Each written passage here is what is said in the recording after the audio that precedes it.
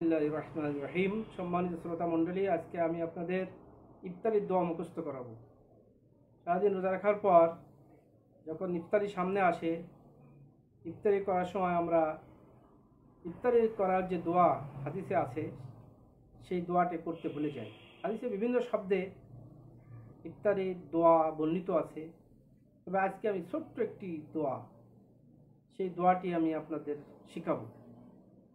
সবাই আমার সাথে পাঠ করুন। আল্লাহুম্মা লাকা সুমতু ওয়া আলা রিজকিকা আফতারতু।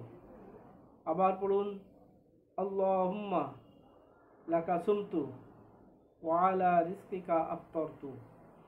আবার পড়ুন, আল্লাহুম্মা লাকা সুমতু ওয়া আলা রিজকিকা আফতারতু। এই দোয়া পাঠ করবেন, মুখস্থ করে ফেলাবেন। আল্লাহ রব্বুল আলামিন আমাদের ইফতারিকে কবুল করুক এবং রোজাকে কবুল করুক। আমিন। আসসালামু আলাইকুম ওয়া রাহমাতুল্লাহি ওয়া বারাকাতুহু।